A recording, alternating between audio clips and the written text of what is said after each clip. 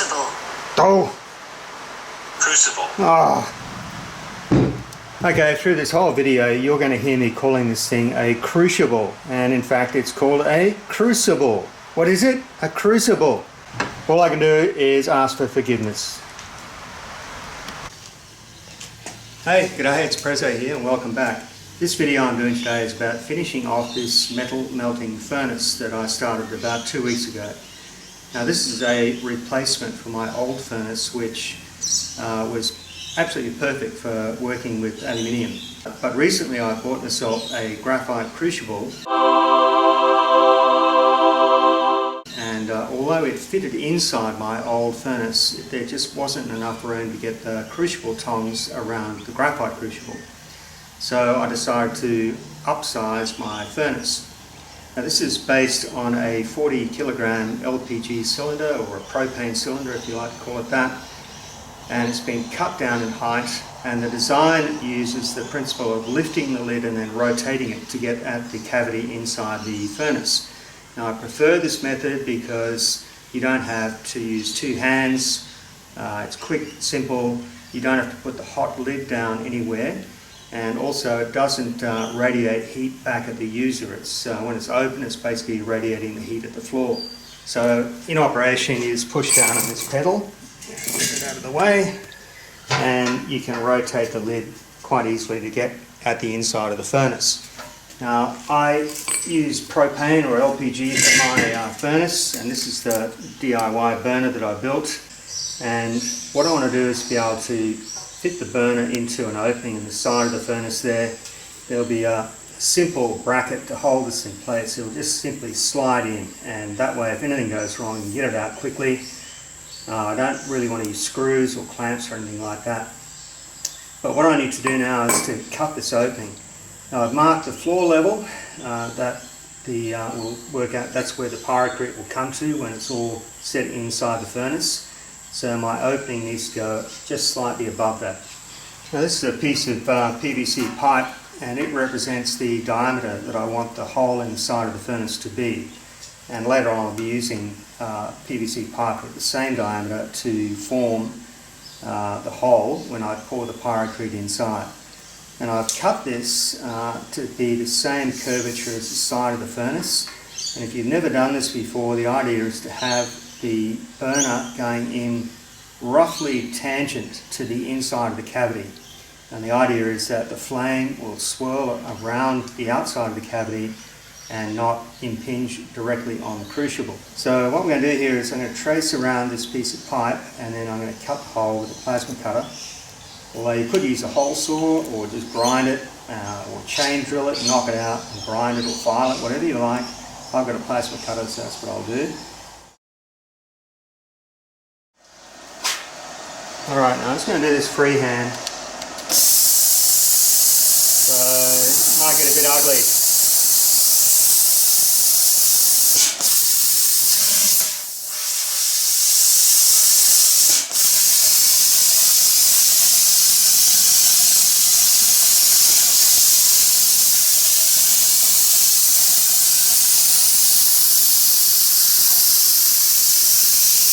Alright, that was ugly.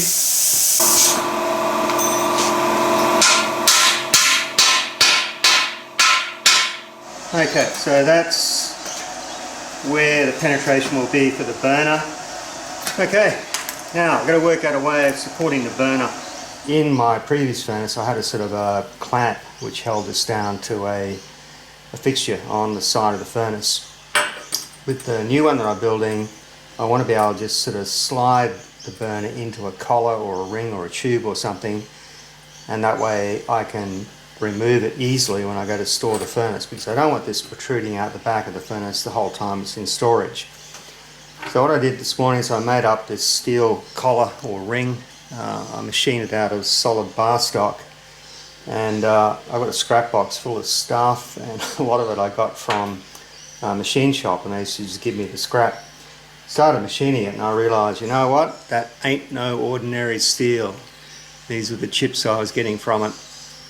And I suspect it's probably 4140 or some sort of carbon steel, but it's going to do the job. So what I want to do is to make an extension on the side of that collar and then weld this to the vertical upright on the back of the support for the lid of the furnace. So I'm just going to scribe that arc there, grind it out, weld it, but I'm not going to attach this to the upright on the furnace until I've got all of the lining in place.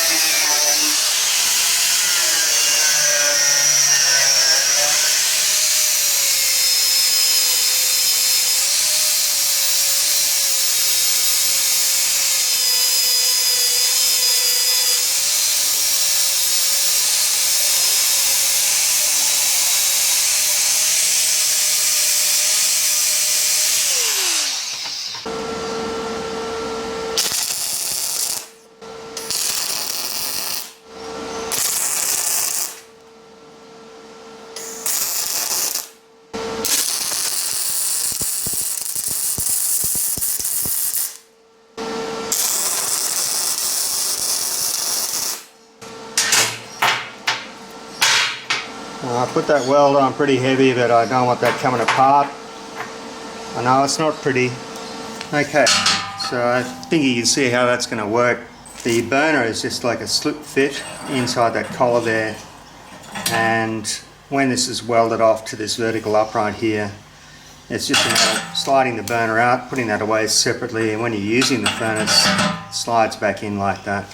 So the hole in the side of the furnace here now, I just went around with a die grinder and cleaned that, removed all the burrs, and I'm still deciding whether I'm going to paint this or not. I think I'm just going to leave it with a zinc finish. If you're wondering what I'm doing here, I want to recycle some of this pyrocrete into the lid of my new furnace. And when I first cast this, it had a stainless steel wire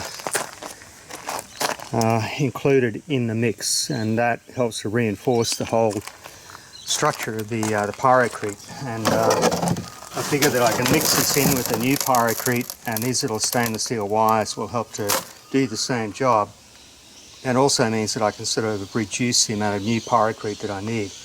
I also just wanted to show you how strong this stuff is, and I realised that when I was breaking this up, that it wasn't such an easy job. But it'll just give you an idea of how durable this stuff is.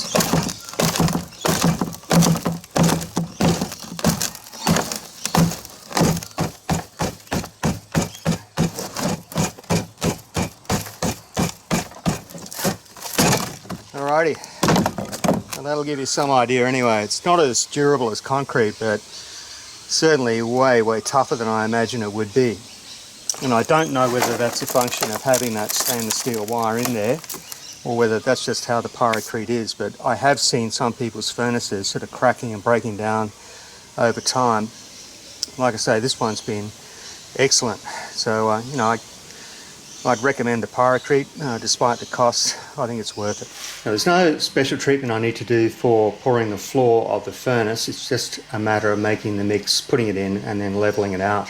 However, for the lid, what I need to do is make a form in the center so I'm left with a void for the escape of the hot gases from the furnace. So what I've done is I've sized that hole for a piece of 100mm PVC pipe.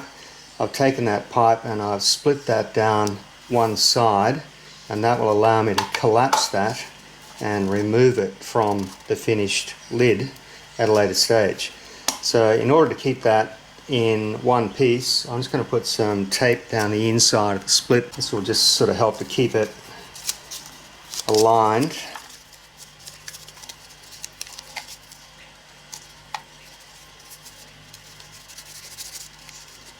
Okay, just temporarily I'm putting some on the outside as well.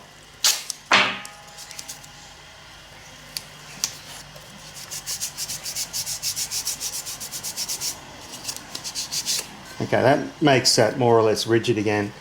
And what I'll do next is I'm going to put that into the hole in the steel lid and then run some hot glue around that void. It's not a perfect fit, so I want to stop any moisture from escaping.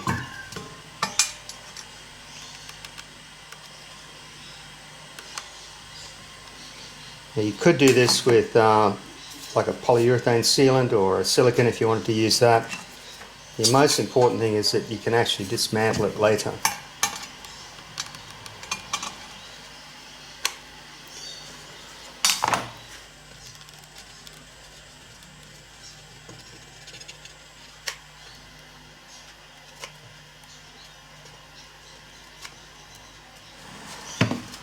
Alright, you think that's enough? Now, if anybody's got any tips on how to mix this stuff, now's the time to speak up. And I know I've done this before, but it was a long time ago and I've only got a little brain. I can't remember what I did last time, but I think you're meant to add the water first and then slowly mix in your pyrocrete.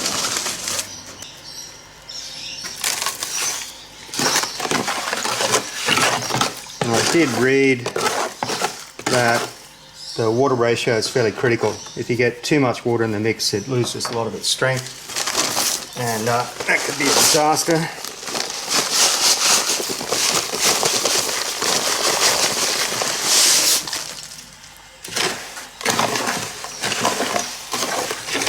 And I think it's a bit like mixing plaster. You're meant to have that amount wet, thoroughly wet. Rather than putting the water in on top of the dry ingredients, because then you can get dry pockets. Just estimating how much I need here.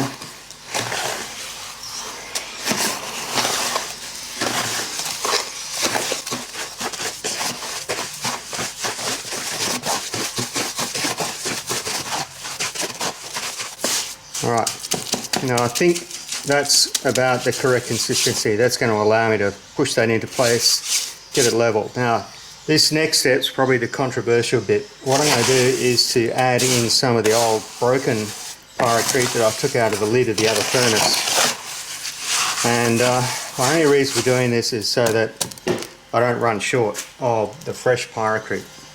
Now remember, this has got that stainless steel wire in it. And I couldn't buy any of that this time around. Where I went to buy it, the supplier said they didn't stock it anymore. They claimed that you don't need it. I'm not so sure. This is just a bit of an experiment really. If this works okay, I'll do it on the lid. It's the lid where I really want it, because it's sort of upside down, exposed to the heat. You don't really want it falling out. Okay, happy with that. Let's dump this in.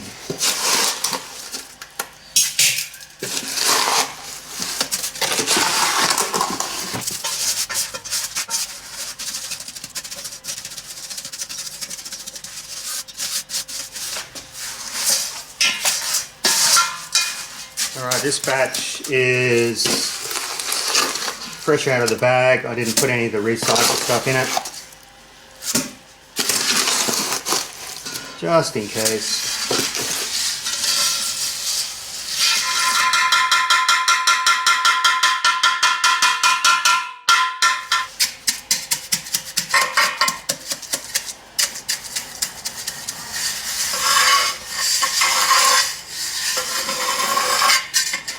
Alright, we're going to go and have a cup of tea. Let that go off a little bit. When we come back, we're just going to give that a light trowel to try and smooth it out. But yeah, I'm happy with that. That's pretty good. Alright, this has got about, I don't know, 30% of the recycle mix in it.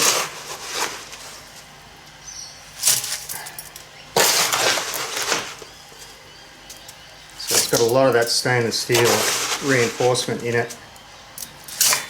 And I'm sort of hoping that that's going to tie all this together.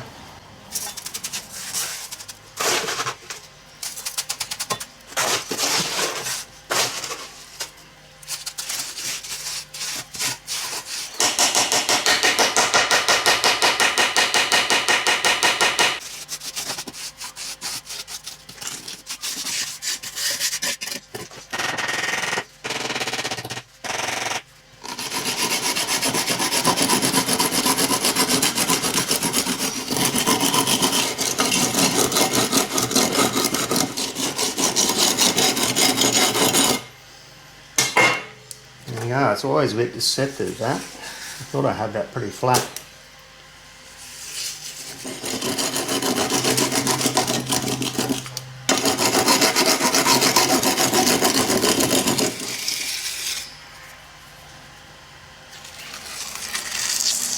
Alright, well there's the lid. I've gone around and cleaned up the outside. I've just put some wedges underneath that moulding plaster to bring the whole top surface of that level. And I've smoothed that out as best I can. So I'm just going to let that set now. I'm not terribly worried about the finish on that one. The most important thing was that it was level around this ceiling face where it fits down against the top of the furnace body. And that's looking pretty good. Now the bottom of the furnace is pretty well set now. That's quite firm, and that's only been in there for about an hour. So surprisingly, it sets way quicker than I remembered. Anyway, check it tomorrow. Oh, it's been sitting here overnight, so we'll just see if we can get this piece of PVC tube out of here now.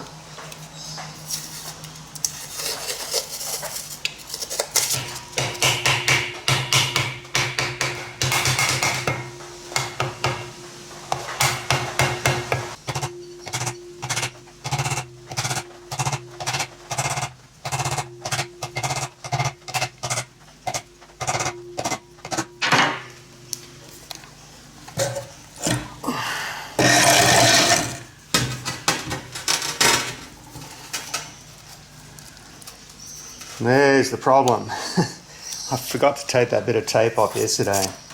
Otherwise that should have just collapsed inwards and come out quite easily. But it is coming out.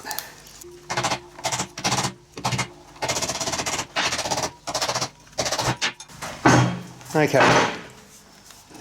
Don't know if you can see down there, but there's a few little voids and air pockets where the pyrocrete didn't settle properly. Now, initially I thought that was going to be a really bad thing, but I've been told that having air pockets in the mix is actually okay because the air is a good insulator and it lightens up the whole assembly of the lid too. At least that's my story and I'm sticking to it. I think that's going to be fine. Now, here I go. I'm going to admit on camera an oversight. What I meant to do yesterday was to weld some steel rod on the inside of the lid so that when I poured in the pyrocrete, it would hang on to that steel rod and there'd be less chance that we're going to get this separating around the edges of the lid and this piece falling out. If you think about it, there's really just the adhesion holding this into the steel lid, nothing else. So I can either just leave it and hope for the best, but what I'm thinking I'll do is drill a hole through the outside of the lid in 4 places, put in a steel pin and weld it, and that will just provide some insurance against this just coming loose and falling out. So that's what happens when you focus on making videos and not worrying about the build. Okay, I've got a bit of rain on the roof at the moment, but I'll just have to talk over the top of it. Now this is the material I'm going to use as the form for the cavity inside the furnace itself. This is polyethylene sheet, which was a packing tube that came around a rug that we bought recently. And it's already roughly curved to the right shape, which was handy. Now, if you didn't have this, you could make the form out of sheet metal. You can make it out of any sort of rigid plastic sheet or semi-rigid sheet. I've even seen people use like 20-litre buckets, which are slightly tapered, which would make it easy to extract that from the inside of the furnace. What I'm hoping to do is to hold this together and then separate it and just collapse it and pull it out of the furnace that way. So what I've also got is 2 pieces of particle board. These are cut to the correct diameter of 220, and I've got some polystyrene as well, which is going to form a sort of a packer, plus these pieces. Alright, so we're going to sort of make a central packer like that, and then the 2 pieces of particle board on the ends.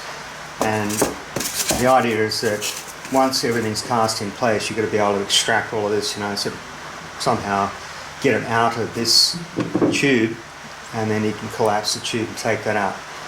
So for the bottom one, I also need to make room for the form which creates the void for the burner. So I'm going to cut this little corner out here, and then I'll be able to get a hole saw and cut through later on to make an opening for this piece of PVC pipe.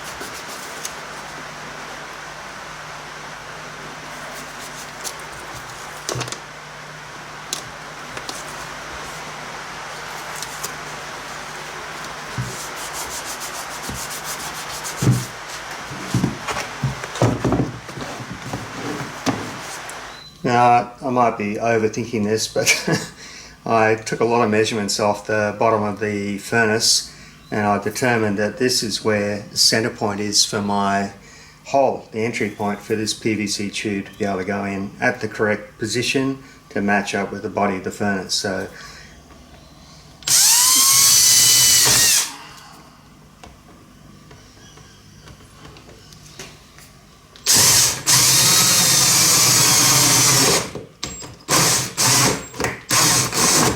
come on.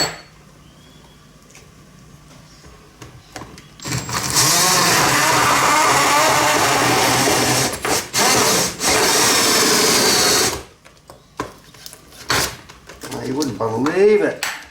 Check this out. Oh.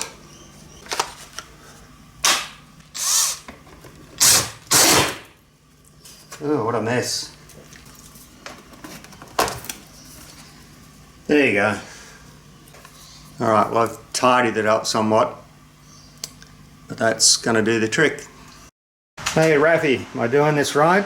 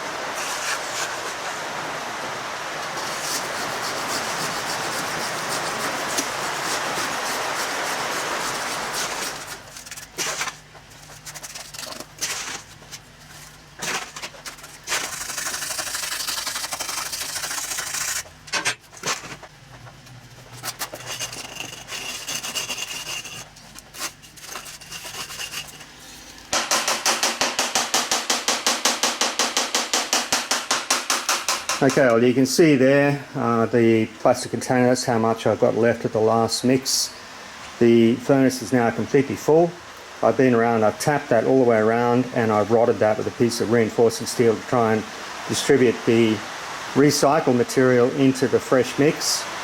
That's how much I've got left of my third bag. I had a half a bag of 2 full ones, so I've used all of it except for that. So I'm guessing about 65 kilos to completely fill that furnace and the lid.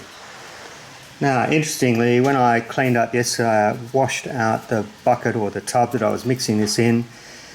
There's the fresh wet mix, and this was sort of left over after I washed everything away. Now, I'm no expert, but I reckon that's just perlite and vermiculite, and I'm sure that this pyrocrete has, you know, like 11 secret herbs and spices in it as well to make it set, but I reckon the base of that is just perlite or vermiculite. And for anybody who's trying to purchase this outside Australia, try going to a pottery supplier. That's actually where I bought this. So the company supplies potters for making and repairing kilns, and potters have to fire to similar temperatures that you would use for a metal melting furnace. If you fail to get it there, try Brickworks. We were able to buy this or get it from a Brickworks close to the school where I used to work at for repairing soldering ovens, and it was just like a refractory cement. So yeah, if you can get it in Australia, the company is called Fossico, and the brand or the type is Pyrocrete 145 AFT.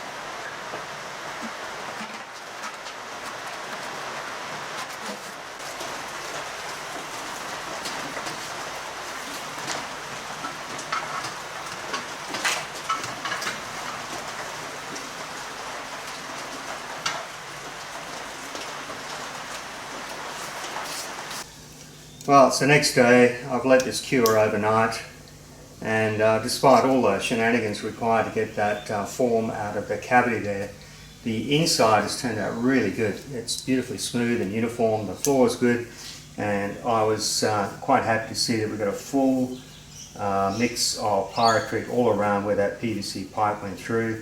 I was worried there was going to be a couple of voids or cavities underneath that, but it's all good. And the other surprising thing was that this got really hot when this pyrocrete was going off. It only took about 3 hours and it was already set. And yeah, surprising amount of heat, both inside and outside, but it's all set cold now. So the last step here is to get this burner support welded to the frame. And I wanted to make sure that when this welds on that we're going to get the burner exactly concentric with the bore of that inlet there. So what I've done is I've made up 2 little plywood rings. There's one here on the burner, there's another one inside the furnace, and that's going to align the burner. So we'll see if we can get that in place.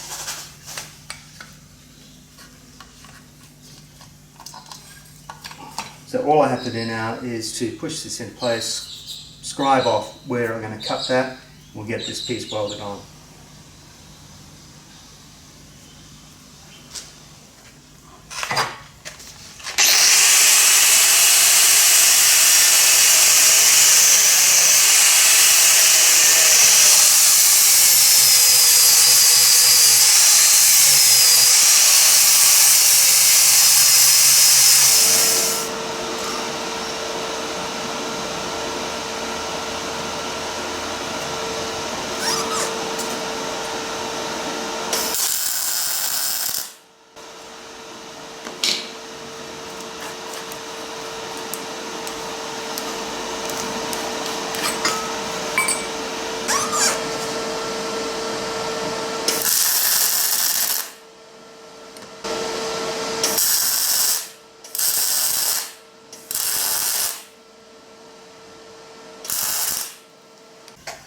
Okay, so burner's in place and I'm going to fire that up shortly just to show you. One more thing though, this is the pedal that I was using to operate the lid, and well, not sure if you can see that there, but that's starting to bend. So this was just too lightweight, there wasn't enough leverage on this side here. So I give that one a flick, and this is the new improved version. So this is giving me a lot more leverage, a lot easier to lift the lid, it's a lot more beefy and robust. So put that one on and then we're going to light her up. So there it is, and even a 90-pound weakling like me can operate that now, and it lifts high enough to clear that, swing that, and doesn't really get in the way. And when I move the whole furnace, it actually doesn't scrape on the ground, so that was a good thing. Okay, I'll weld up the back of that bracket when I dismantle this to paint it, but you can see now that the burner just simply slips in there like that, and this end of the burner always stays cold, so you can get that out of the bracket there in a hurry if anything goes wrong. So I'm going to light this up in a second, but I also wanted to show you this. Yesterday when I was pouring the pyrocrete for the main body of the furnace, there was some left over, and I just cast that into a polythene bucket. That's going to become the rest of my crucible. So I can put this down on the floor. When the hot crucible is ready to set down, put into the ring shank, that's going to be its resting place. And I guess it could go inside the furnace as well, just as a sacrificial floor if that was necessary. But yeah, that made use of the last of the pyrocrete. And just so you can see that it does what I said it was going to do, I did finish off my crucible tongs, and we can now lift our crucible in and out, so that all works good. And what we'll do now is we're going to light her up and check out the flames, the hot stuff. Alright, let's see if we can blow ourselves up.